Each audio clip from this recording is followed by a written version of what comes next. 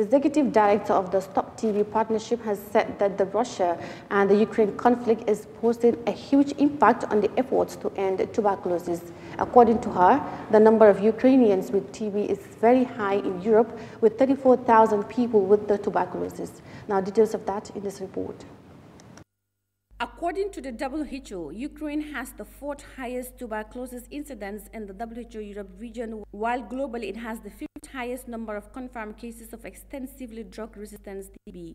Briefing reporters on Thursday in New York on the global impact of tuberculosis in conflict areas, Dr. Lucisa Deitu, executive director of the Stop TB partnership, said there is somehow a significant resilience to maintaining TB services. She said the risk is that many people have left the country amid the war, as well as the conflict in Sudan, which is making things more difficult to tackle.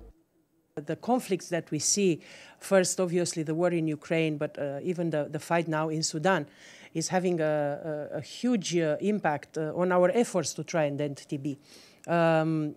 During the war in Ukraine, I mean, it's remarkable the fact that the Ukrainian people are actually showing an amazing resilience in doing their best to maintain the services for TB.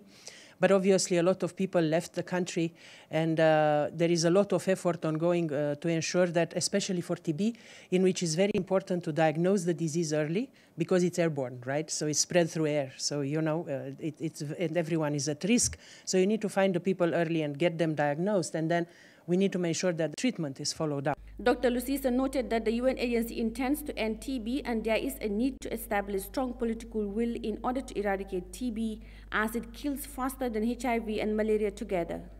We are a United Nations hosted entity. We aim to end tuberculosis.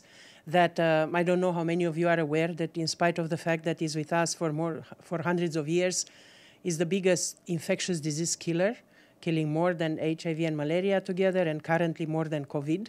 We expect that this year we hope actually to have a very strong political declaration and a very strong presence of the leaders around tuberculosis and commitments, hopefully, to go and see that we can end it by 2030. The executive director highlighted that the world has an airborne pandemic that it is ignoring, knowing that it has the treatment which is very cost efficient. In the World Health Organization 2020 TB profile for Ukraine, 17,533 new and lapsed cases were reported. Out of that, 4,257 cases were MDR-TB or at least rifampicin resistant, and 1,172 were extensively drug resistant. Reporting for Eyeafrica News,